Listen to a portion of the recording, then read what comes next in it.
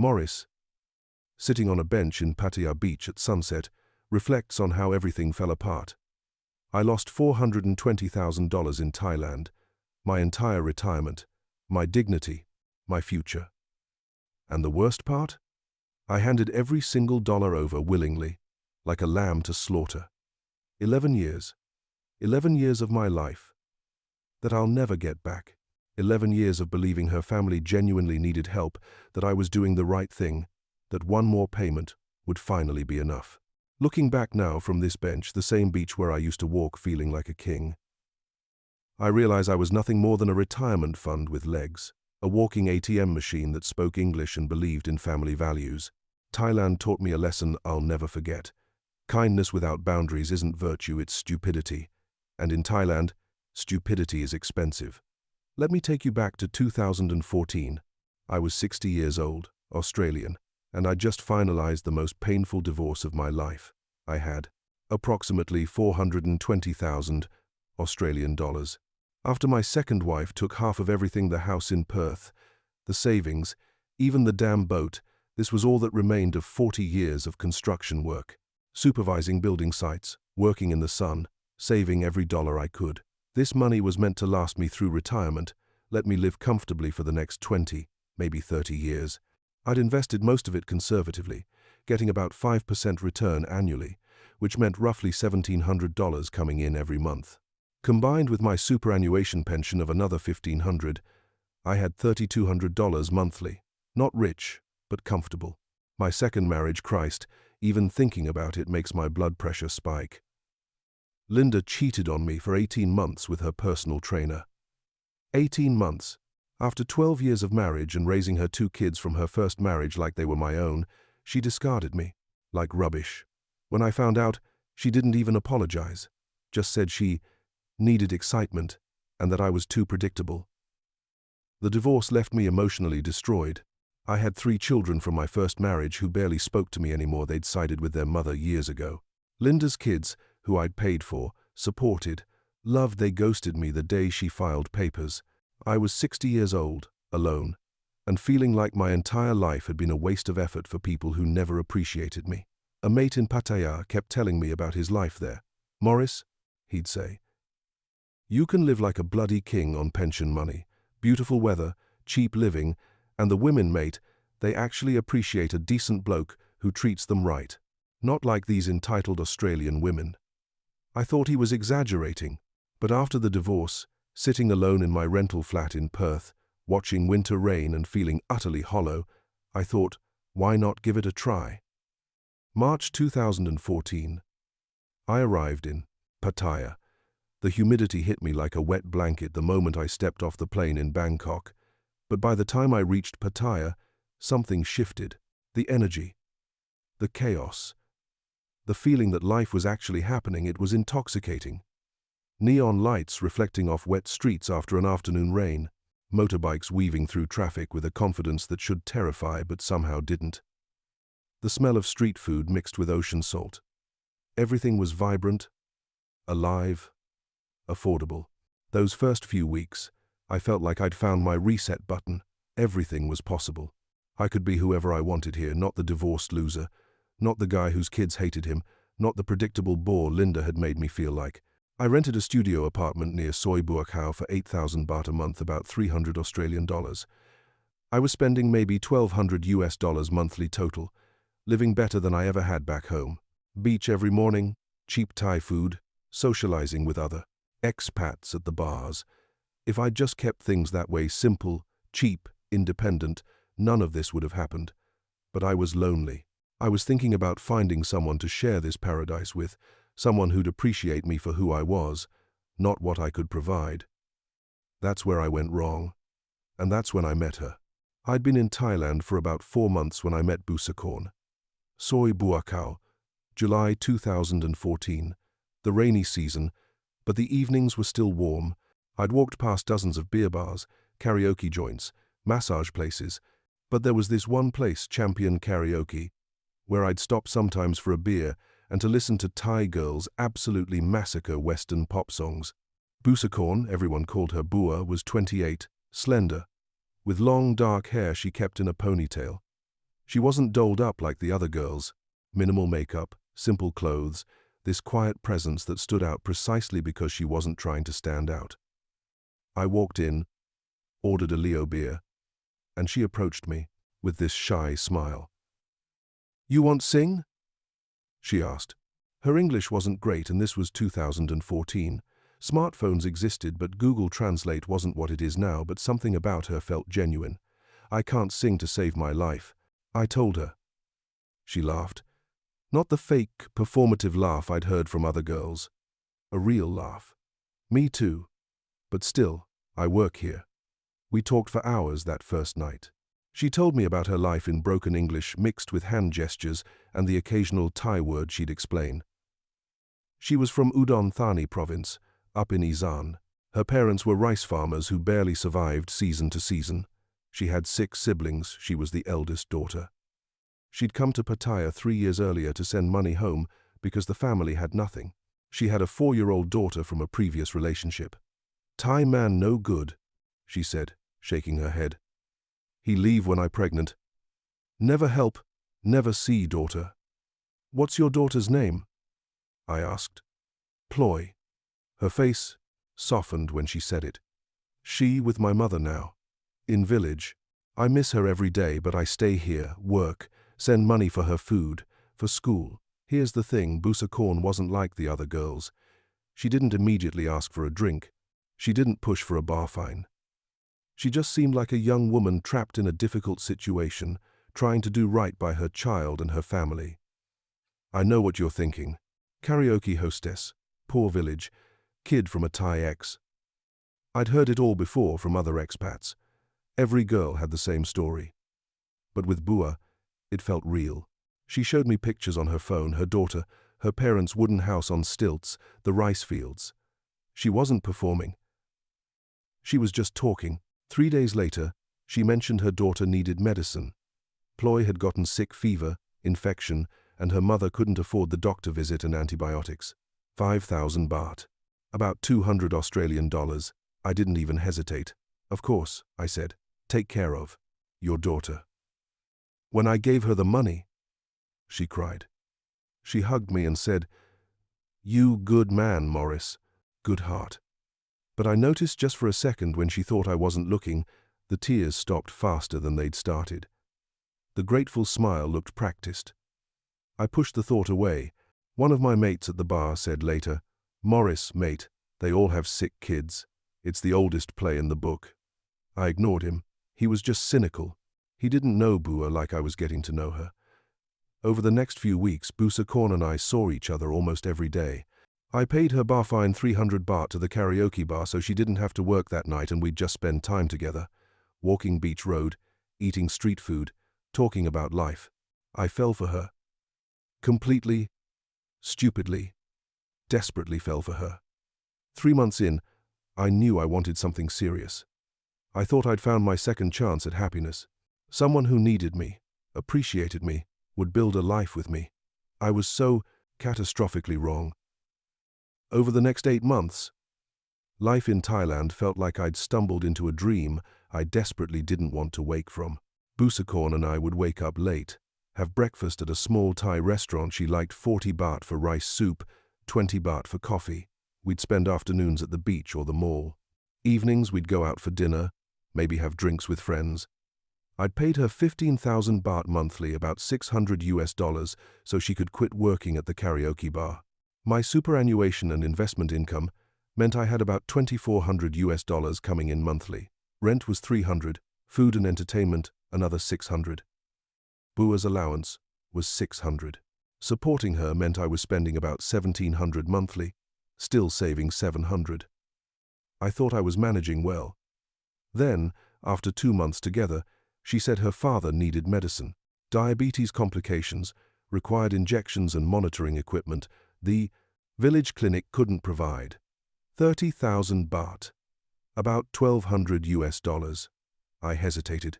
This was more than I'd planned to spend. But when I looked at Bua's face, the worry, the fear that I'd say no, I couldn't refuse.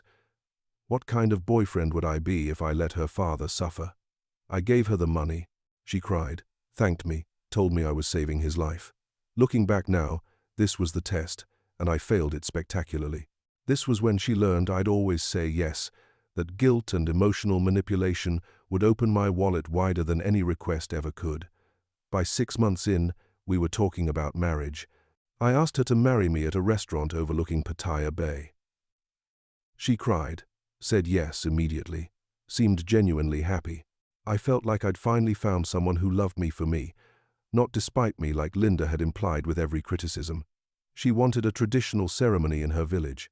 Her family kept asking when we'd get married, said it wasn't proper for us to live together without marriage. I agreed. I wanted to do this right, honor her culture, show her family I was serious. Then came the sinsot discussion. For those who don't know, sinsot is the bride price you pay to the bride's family in Thailand. It's supposed to show you can take care of her, demonstrate your worth, honor the family for raising her. Busakorn's family wanted 500,000 baht, 45,000 Australian dollars. I felt sick. $45,000 for permission to marry a karaoke hostess with a child, a woman I was already living with and supporting. I told Bua it was too much. She cried. She said her family would be humiliated, that I was insulting them, that if I truly loved her this wouldn't be an issue. Morris, you rich man. Australian. For you this not so much. For my family, this show you serious. You take care of me. Her mother called me. Through Bua's translation, she said I was breaking her daughter's heart, that no good Thai family would accept less, that they'd worked so hard to raise Bua properly. I negotiated down to 400,000 baht, about 36,000 US dollars. Still, an insane amount, but I told myself this was investing in our future, in family harmony. That sinsot money could have kept me comfortable for 3 years. Instead, it bought me a wedding and the family's temporary approval. March 2015, we got married in her village in Udon Thani. The whole village showed up, hundreds of people I'd never met, eating food I'd paid for, celebrating a union I was funding entirely. It was hot, chaotic, entirely in Thai. I understood maybe 5% of what happened. The ceremony cost another 120,000 baht, nearly 10,000 Australian dollars, food for the entire village, traditional outfits for Bua and her family, monks who blessed us, decorations, gifts. I paid for all of it. Bua was so proud, posting photos on Facebook, showing off to everyone. At this point, I'd spent approximately 60,000 Australian dollars. Breakdown. Initial help for ploy, $200. Monthly allowances, 8 months, $4,800. Father's medicine, $1,200.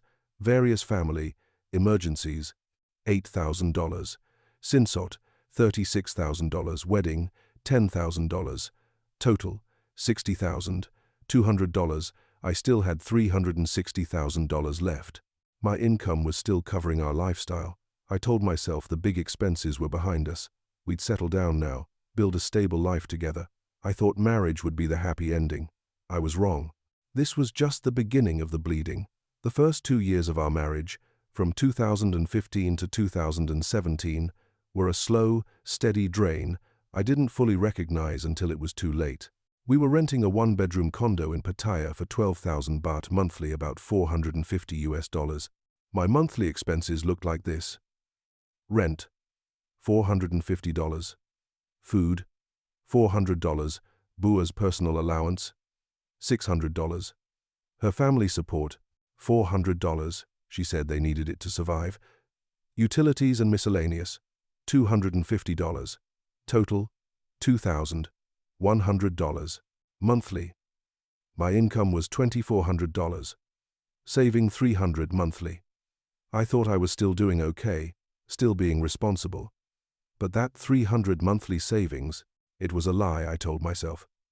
Because every few months, something would happen. Bua seemed content at first. But gradually she started wanting more things. New phone, new clothes, furniture upgrades. Each request was only $200, $300, $500. How could I say no when it made her happy? Then there were the family emergencies. Her younger brother needed money for a motorcycle to get to his job, 15,000 baht. I sent it. Her sister's school fees were due 20,000 baht. I sent it. Her mother needed cataract surgery, 60,000 baht. I sent it, thinking this was what family did for each other. Her uncle had debts to loan sharks, 80,000 baht. If you don't help, they hurt him, Bua said, crying. I sent it. Every emergency felt urgent, legitimate, critical. And, Bua would cry if I hesitated, make me feel like a villain for even questioning whether her family genuinely needed help. You don't understand, Thai family, she'd say. In Thailand, when you have money, you help family. You don't want help my family? Looking back, that phrase destroyed my financial life. It's only, because only, 500 happened every month. Only 2,000 happened quarterly. The small amounts added up to catastrophic totals I didn't track properly. Bua started spending more time on her phone, going out with friends more often, visiting her village without me. When I asked who she was talking to online messaging app, she'd say, my friend, or my sister, and get defensive. Why you not trust me? I let it go. I told myself I was being paranoid, that marriage naturally settles into less intense affection after the honeymoon phase. But the truth was, our sex life had nearly stopped. She'd find excuses: tired, headache, not feeling well. We were more like roommates than spouses. I felt alone even though I was married. By mid-2017, I'd spent another $70,000 on top of the $60,000 from our wedding. Cumulative total, $130,000. I was down to $290,000 in savings, and I was starting to worry about how long my money would actually last at this rate. Then Bua started talking about building a house in her village. This was when things went from bad to catastrophic. Late 2017, Bua said. Morris, we should build house in my village. For my parents, for us when we old, for Ploy. She had it all planned out. A 3-bedroom house on family land in Udon Thani. Showed me pictures on her phone of nice Thai houses with tiled roofs and modern bathrooms. She said it would cost about 1 million baht, around $38,000. I was immediately hesitant. I knew the risks. Bua, I can't own land in Thailand. It would have to be in your name. She looked hurt. We married same. I your wife. Not run away. You not trust me? It's a huge amount of money. What if something goes wrong? Morris, you worry too much. In Australia, house cost how much? 300,000. $400,000. Yes? Here only 38,000. So cheap. We save money. No more pay rent. When we old, we have house. Her family started applying pressure. Her mother would call, saying it was shameful that we were renting when I had money to build. Her father said he was getting old and wanted to see his daughter settled properly before he died. Bua's friends' husbands had already built houses. She'd show me pictures. Look, Nock's husband build beautiful house. Porn's husband buy land and condo. Why you different? I started rationalizing. The house would cost 38,000 less than 3 months' rent back in Perth. We could stop paying rent here, save that money. We'd have a place for retirement. Something tangible. But there was the legal reality I couldn't escape. Foreigners can't own land in Thailand. I could own the structure, the house itself, but not the land it sits on. Which means if the relationship ends, you lose everything. She owns it completely. You have zero legal protection. I knew this. Other expats had told me horror stories. I'd read about it online. I'd heard about guys losing everything. But I did it anyway. I convinced myself we were different. Bua loved me. We were married. She'd never betray me. Looking back now, I want to travel back in time and shake myself awake. This was the point of no return. This was the decision that sealed my fate. Over the next 6 months, we bought land in her mother's name and hired contractors her brother knew. The original 1 million baht turned into 2.2 million, about $85,000, because we needed better materials. Bua wanted design upgrades. Her family suggested additions like a covered carport and an outdoor kitchen. Every time the cost increased, Bua would say, "But Morris, this make house better, worth more. We only build once, must do right." I gave Bua the money in installments to pay the contractors and buy materials. I never saw receipts. The amounts kept changing. Money seemed to disappear into fees and unexpected costs. I couldn't verify because everything was in Thai. Her brother was managing the construction. I thought, what if something goes wrong? They'll all side with her. I'm the foreigner. I have no power here. But I didn't say anything. I'd already committed. Backing out would humiliate Bua, damage my relationship with her family, waste the money already spent. When we went to handle the land paperwork, everything was in Thai. I couldn't read any of it. Her family handled all the conversations with officials. I wasn't included in decisions. I was just the wallet. Once construction started, Bua became less interested in my opinions. She'd make decisions without asking me. When I questioned something, she'd say, "This Thai way," or "My brother know better." By the time the house was finished in mid-2018, I'd spent $85,000. I was down to $205,000 in savings, less than half of what I'd started with. I'd pulled $40,000 out of my investments to cover this, which meant my monthly income dropped from $1,700 to $1,400. A loss of $300 monthly in passive income. When the house was completed, I felt a mix of pride and relief. It was beautiful, modern, spacious, much nicer than anything Bua's parents had ever lived in. Bua seemed genuinely happy. She posted photos everywhere, showed off to her family and friends. Her parents moved into the house, grateful and welcoming. I thought, okay, this was expensive, but now we're set. Now things stabilize. This is our future secured. I was catastrophically wrong. Within 3 months, Bua started talking about how we needed to build a second house for us, since her parents were in the first one. From 2018 to 2020, things progressively spiraled out of control. The house I'd built became a money pit. Bua's entire extended family started treating it like a commune. Her siblings moved in and out. Cousins would stay for weeks.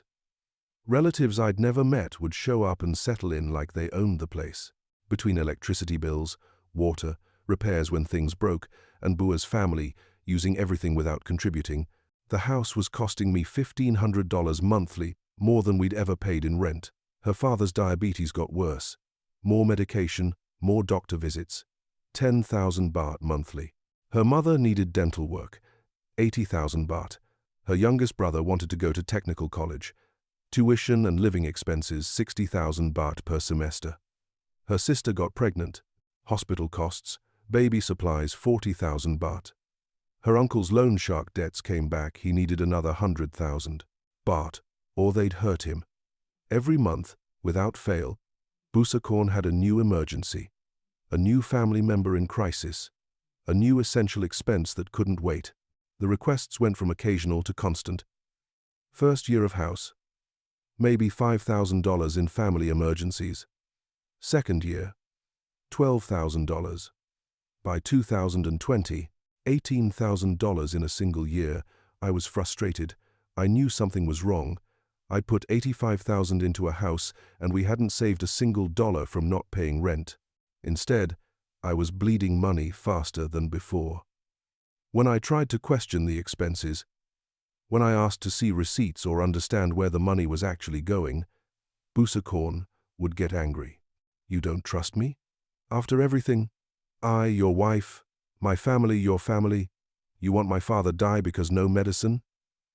She'd make me feel like a heartless monster for even asking. She'd compare me to her friends' husbands who never complain about helping family. Meanwhile, our relationship deteriorated completely. We barely had sex anymore. Maybe once every 2 months. And it felt obligatory, mechanical. She'd avoid me physically, no hand-holding, no affection, no warmth. We argued constantly. Every conversation became about money.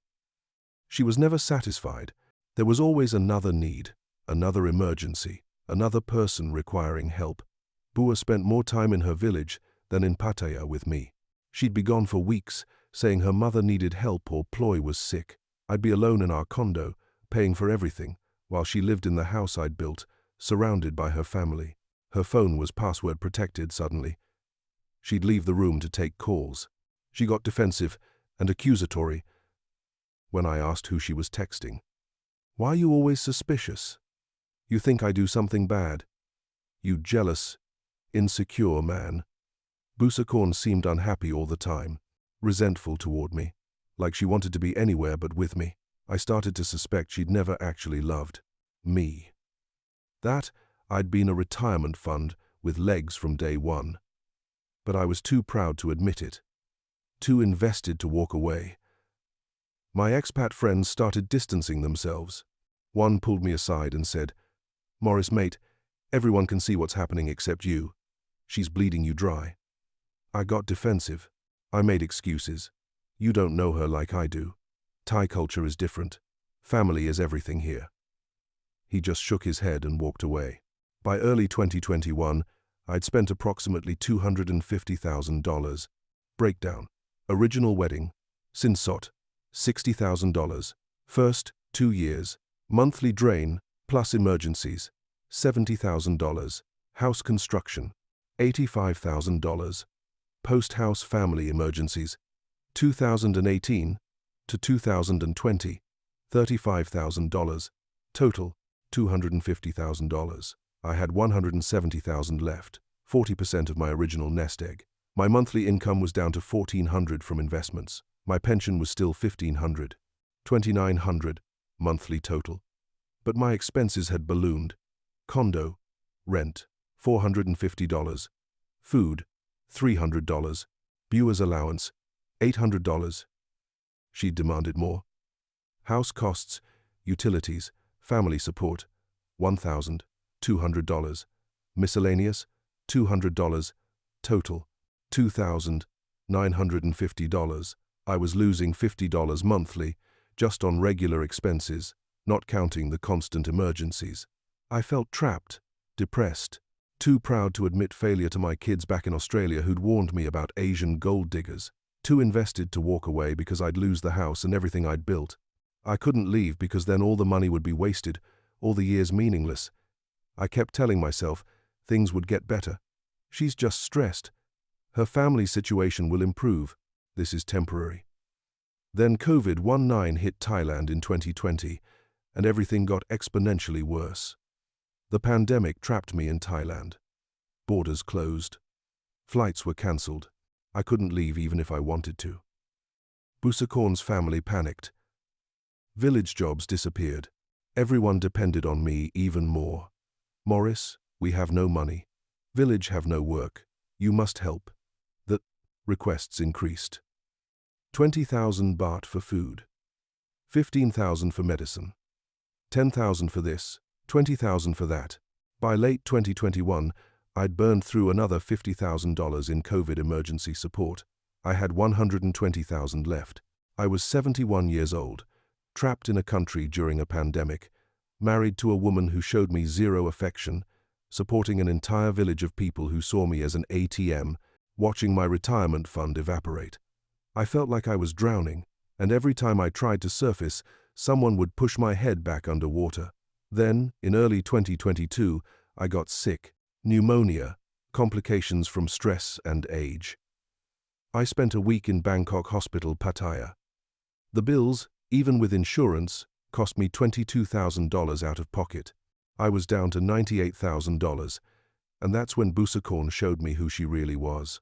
I was lying in Bangkok hospital Pattaya, February 2022, recovering from pneumonia, when Busakorn's mask finally slipped completely. She'd visited me once in 7 days.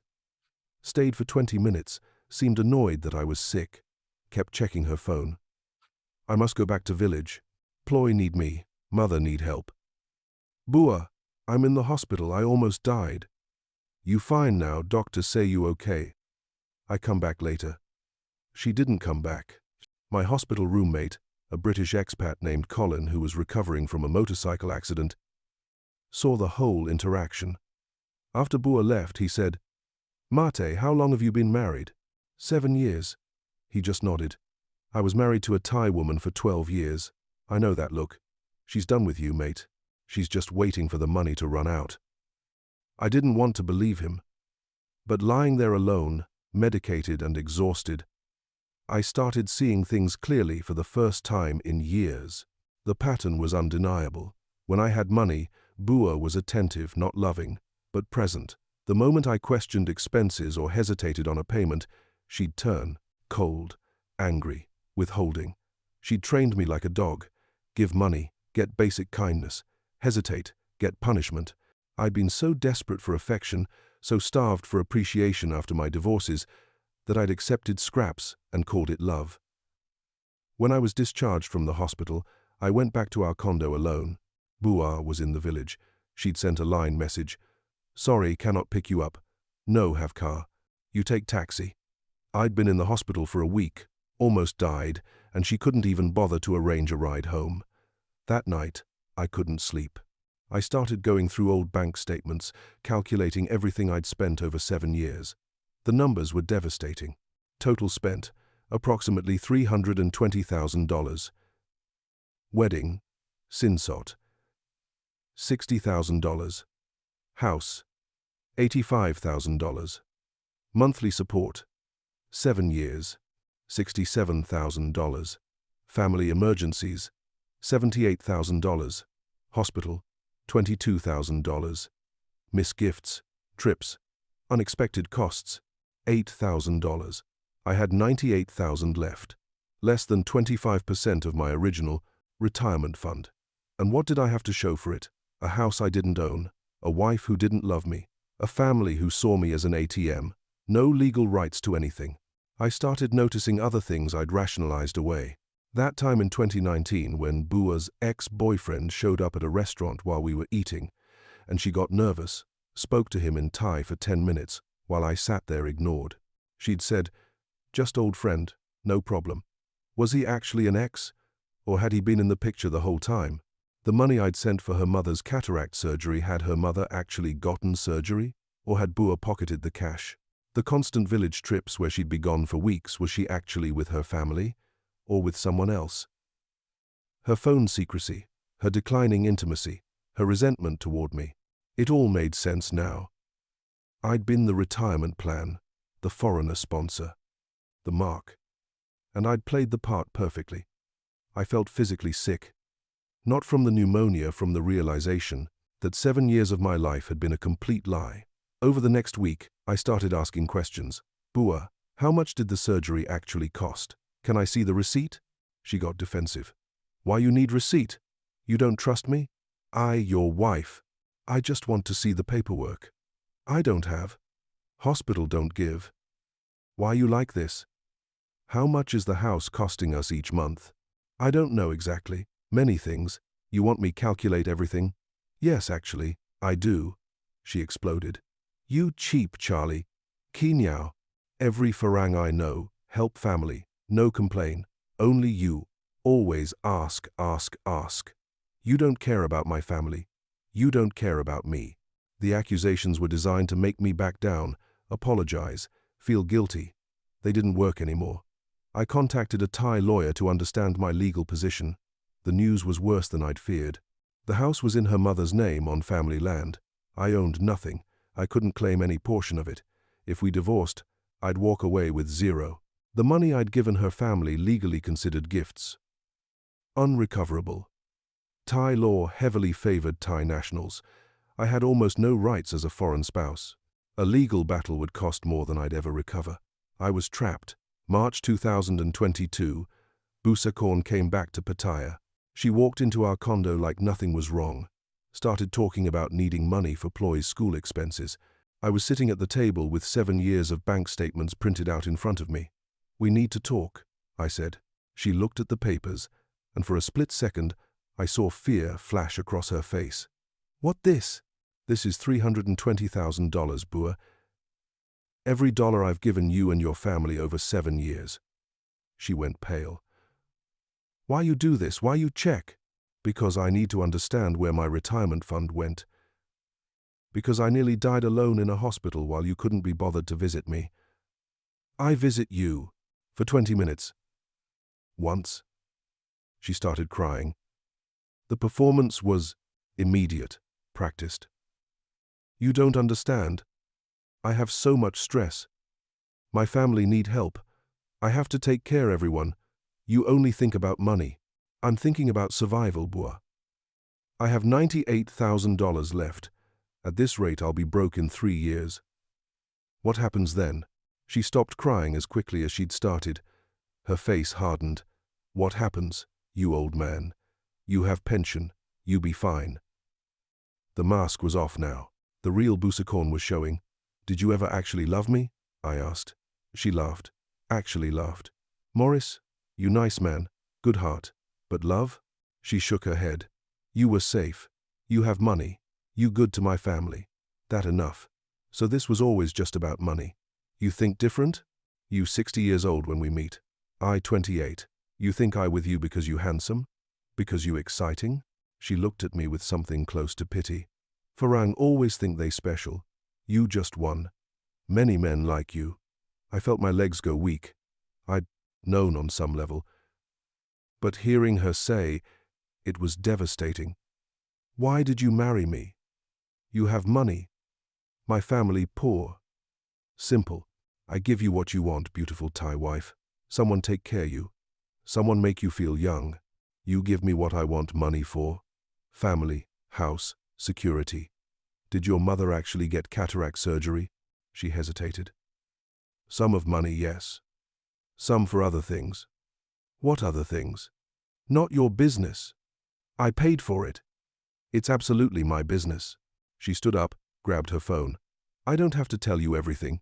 You want divorce? Okay. But house is mine. You get nothing. You put everything my mother name. Your fault, not mine. You manipulated me. I tell you what you want to hear. You believe because you want believe. That not manipulation, that you being stupid. The cruelty was breathtaking. No pretense anymore. No fake tears. Just cold, calculated honesty. How many other men have you done this to? She smiled. You think you first. You not even best. She called her brother to pick her up. Within an hour, she'd packed her things and left. You want me come back, you call me. You want divorce, okay, but you get nothing. You choose.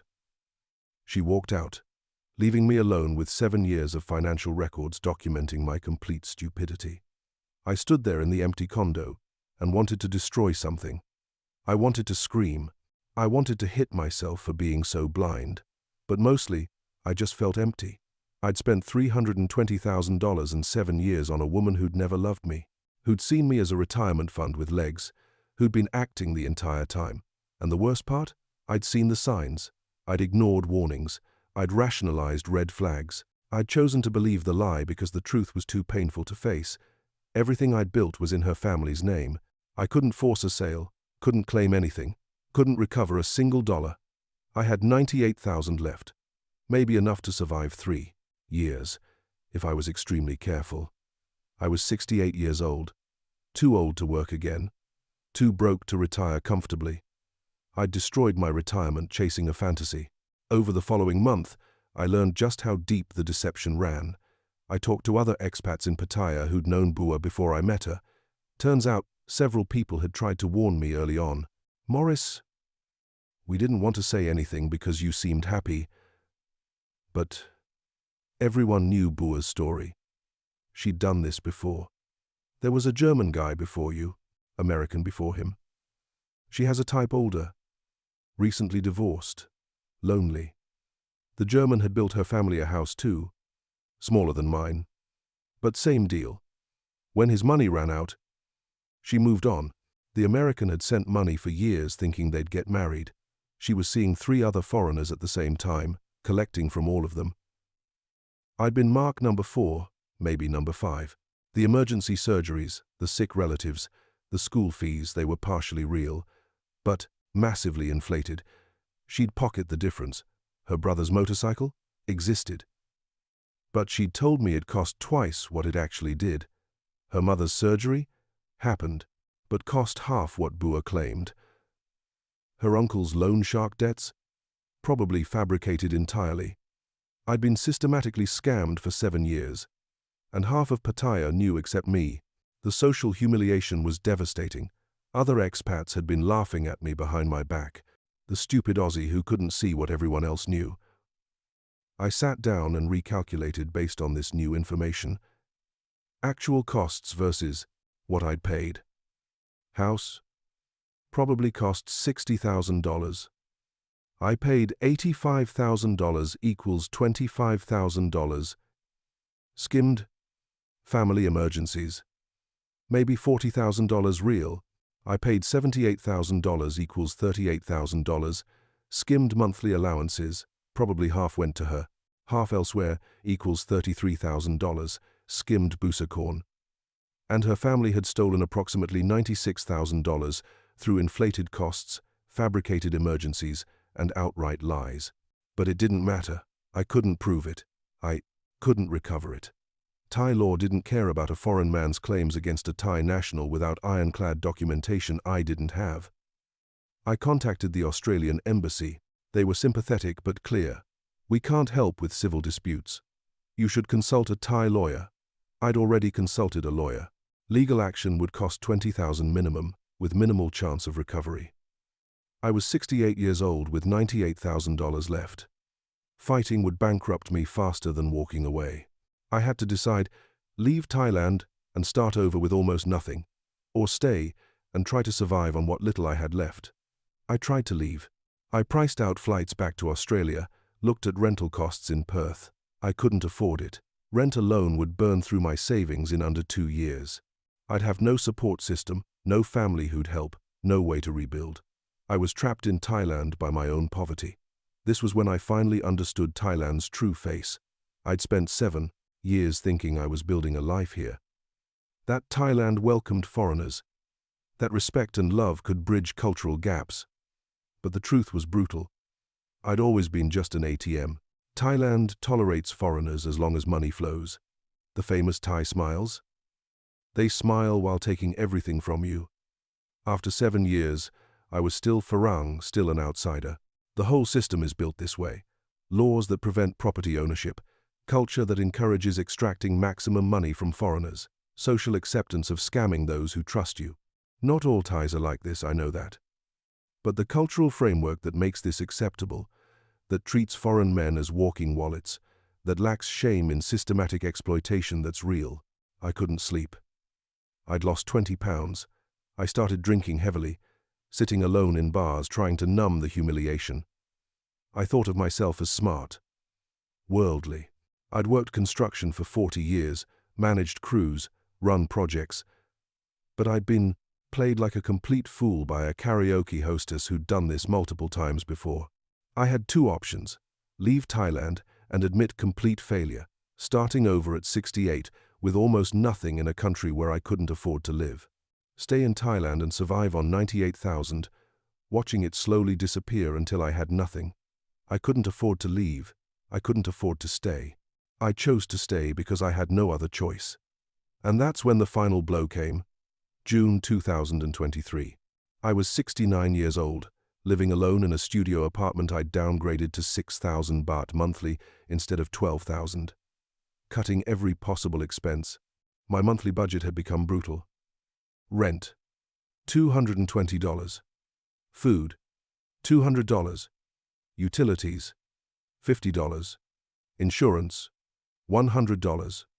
Total, $570 monthly. My pension was $1,500. I was saving $900 to $30 monthly, trying to make the $98,000 last as long as possible. I'd stopped going out, stopped socializing, stopped living, really.